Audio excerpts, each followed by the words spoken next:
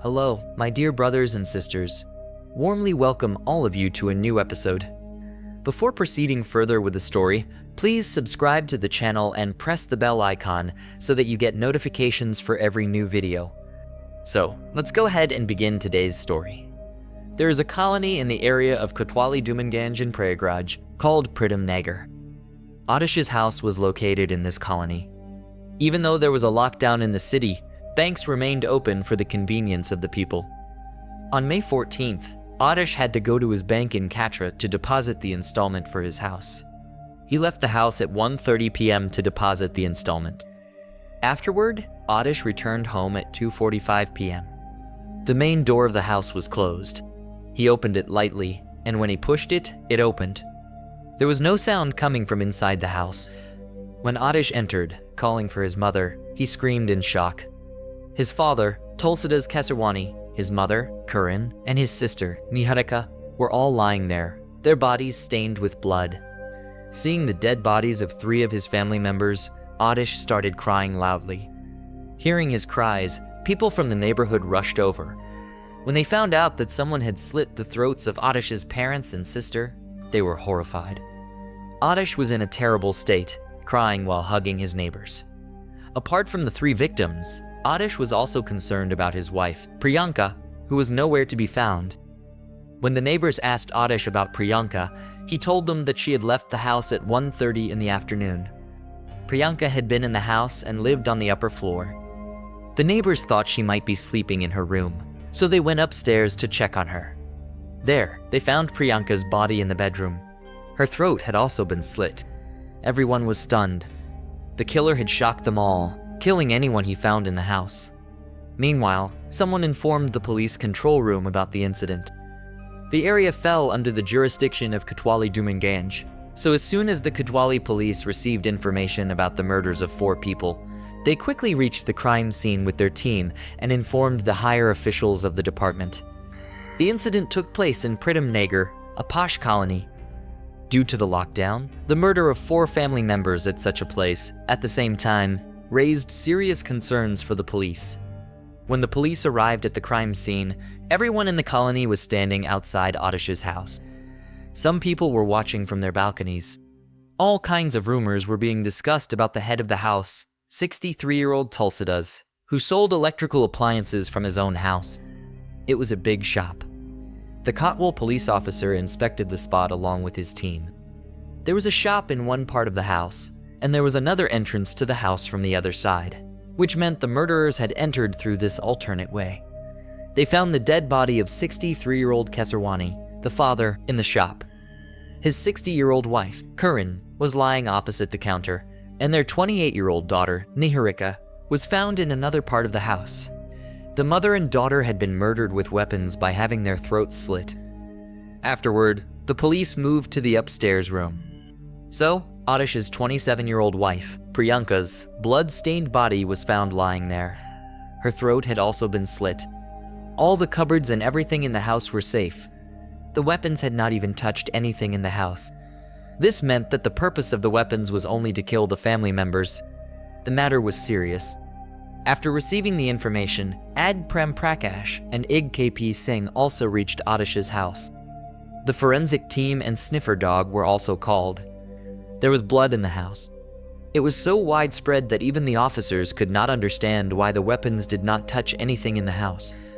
What could be the purpose of killing 4 people? The sniffer dog could smell the dead bodies from a distance of about 200 meters from the house. It went there and got lost. The forensic team also collected evidence after inspecting the incident site. The only way to enter the house was through the main door.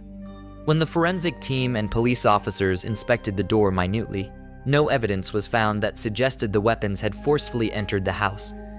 This meant that the attackers had a friendly entry into the house. There were CCTV cameras installed, but their DVR was missing. This meant the crime was carried out in a planned manner. Who were the killers? The matter could only be resolved after an investigation, but whoever knew about the murder in the colony went towards Kesarwani's house. Despite the lockdown, a crowd gathered outside his house.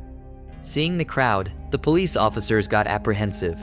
It was not without reason that the police officers feared a ruckus. There was a valid reason for this. About 2.5 months ago, in March, the Soran police station in the city had dealt with a similar case. In the same family, 5 people, including father, son, daughter-in-law, and grandson, were murdered, their throats slit. Only one boy, who was in Surat, Gujarat at the time, survived. In the first week of May, a similar incident occurred in the same family. Husband, wife, and daughter were murdered by slitting their throats while sleeping.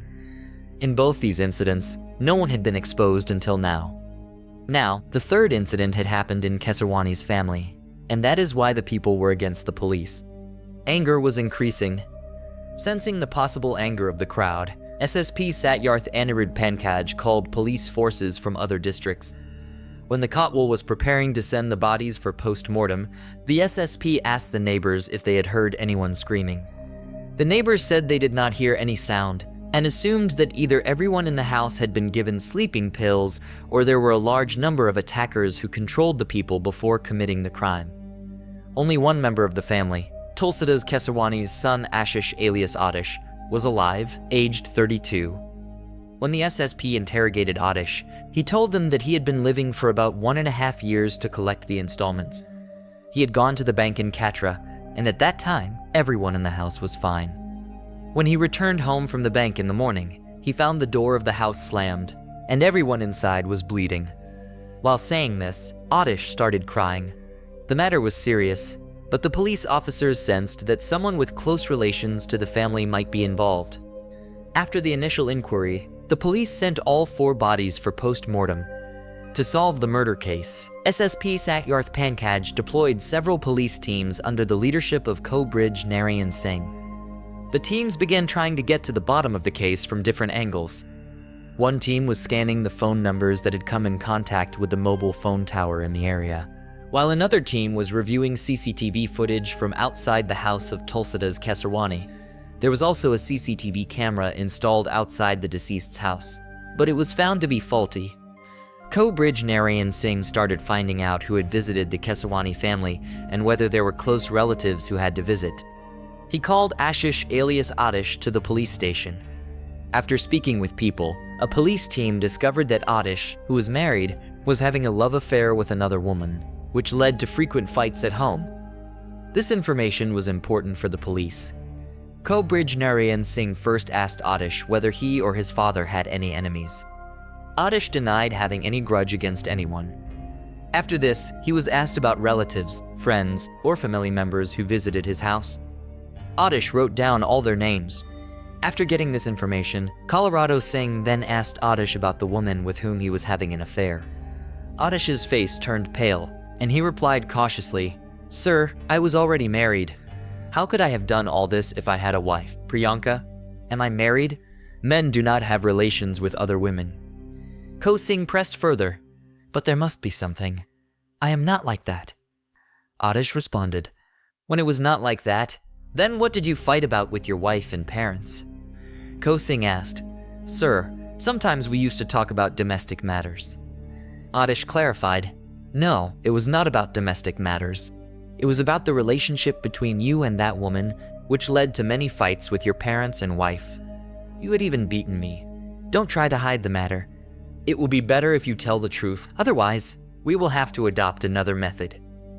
Ko Singh said harshly. Hearing the harsh words, Aatish realized his lie wouldn't last long.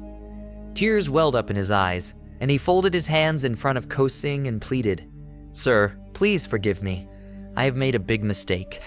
My actions violated the trust of my own family." Ko Singh consoled him and said, "Sometimes, a person becomes so blind in their selfishness that they end up harming their own people. You are an educated, good businessman. How did all this happen to your parents, sister, and wife?" Aatish confessed, "I am responsible for the murder of my own family. I had them murdered by paying a betel nut worth 8 lakh rupees." This revelation of the murder of Aatish's own family members was heart-wrenching. Tulsidas Kesarwani lived with his family in Pritam Nagar, posh colony, Prayagraj. Tulsidas Kesarwani was originally a resident of Manchinpur in Kaushambi district. Years ago, he came to Prayagraj and settled there. Apart from his wife Karan, his family included a son, Aatish alias Aatish, and a daughter, Niharika alias Gudiya. Tulsidas opened a shop named Gudia Electricals in his house, named after his daughter. He ran a successful business selling electrical appliances. Despite being in a colony, the shop was doing well. With the income from the shop, not only was the household running smoothly, but he was also able to educate both his children. After graduation, his son Aatish began sitting in the shop with his father. Over time, Tulsidas gradually handed over the responsibility of the shop to Aatish. He had also hired a young man named Anuj to work at the shop. About 4 years ago, Aatish had a love marriage with Priyanka, a woman from the same city. Tulsidas Kesarwani, being of old-fashioned thinking, had dreamed of arranging his only son's marriage. However, when Aatish chose Priyanka, Tulsidas accepted her as his daughter-in-law. Priyanka, with her kind nature, quickly won the hearts of everyone in her in-law's family. Similarly, Niharika, who was Priyanka's sister-in-law, got along well with her. Everything was going well, but about 6 months ago, a woman named Monica Badhala came into Aatish's life in a way that shook the Kesarwani family. Monica, a resident of Dumanganj, used to come to Aatish's house to do household work. Her disabled husband worked in a government job, but was dismissed due to a fraud charge. This led to financial difficulties for the family. Monica's husband couldn't do any other hard work. So when things became unbearable, Monica started working in other people's homes. Tulsidas Kesarwani's wife, Karan, showing kindness, let Monica work at her place. Apart from being beautiful, Monica was smart at her tasks, and soon she won the sympathy and affection of the Kesarwani family. She got along well with everyone, and her cheerful nature particularly impressed Aatish. Despite being married, Aatish found himself drawn to Monica. He started supporting her financially, and their relationship quickly grew closer. Then, one day, they crossed a line, deceiving their life partners. This illicit relationship continued. Aatish began helping Monica more, and Monica's behavior changed. She became more confident and started acting as though she was a member of the Kesarwani family. Aatish would often take her to places like malls and restaurants. No matter how hard they tried to hide their affair, one day, their secret was exposed. Niharika, Aatish's sister, saw her brother molesting Monica. Although Niharika had been suspicious for some time, that day her doubt turned into certainty when she saw it with her own eyes. She could not hide this fact, so she told their mother. Karan not only explained to Aatish, but also decided to remove Monica from her household work. However, Aatish refused to listen. He protested against firing Monica and promised his mother that he would stay away from her. The family hoped that Aatish would agree, but he didn't. Soon, the family found out that Aatish and Monica continued their affair whenever they could. When Priyanka, Aatish's wife, found out, she created a scene. In his anger, Aatish beat his wife. Despite everyone trying to explain to him, his behavior did not change, and except for Monica, everyone in the house began to see him as their enemy. Niharika managed to find a photo of Aatish and Monica together. She warned Aatish that if he didn't stop seeing Monica, she would post the photo on social media. Aatish told her that if she deleted the photo, he would stop meeting Monica. Niharika agreed to give him a few days. When she saw that Aatish and Monica hadn't stopped, she posted the photo on Facebook. When Aatish found out, he beat Niharika. Priyanka was under mental stress because of her husband's affair. She started isolating herself, as Aatish would beat her whenever she spoke out. The situation at home worsened. Karan, Aatish's mother, supported both her daughter and daughter-in-law, which only made Aatish more hostile toward her. The situation deteriorated to the point where Aatish began physically abusing his parents. Neighbors tried to intervene, but Aatish insulted them too, making everyone upset. Tulsidas Kesarwani became more distressed. One day, he spoke to a well-wisher neighbor, who advised him to lodge a report against Aatish at the Dumanganj police station. When Aatish found out that his father was going to file a report, he realized the gravity of the situation. Fearing legal consequences, Aatish apologized to his parents and promised to change. His parents, seeing that Aatish seemed remorseful, forgave him, advising him to improve. However, behind the apology, Aatish was scheming to inherit his father's property. Aatish shared his plan to murder his family with Anuj Srivastava, a long-time employee at his shop. Anuj, a domineering person, agreed to help for a payment of Rs 8 lakh. Anuj brought in his maternal uncle, Rajkrishna Srivastava, and another man from Ajuha village. They decided that a knife would be the most efficient weapon for the crime. On Thursday, the 14th of May 2020, they set their plan into motion. At 1:30 p.m., Aatish went to the bank to make a deposit, ensuring his presence would be recorded on CCTV. Afterward, Anuj met with his accomplices and went to Tulsidas' house. Since everyone knew Anuj, he introduced his companions as relatives in need of financial help due to the lockdown. Tulsidas, feeling pity, went to his shop to fetch money. Anuj and his uncle followed him, where they attacked Tulsidas, strangling him and slitting his throat. When Karan arrived, she too was killed. Niharika, who had been upstairs, came down to investigate and was also murdered. Finally, Aatish's wife Priyanka was killed on the upper floor.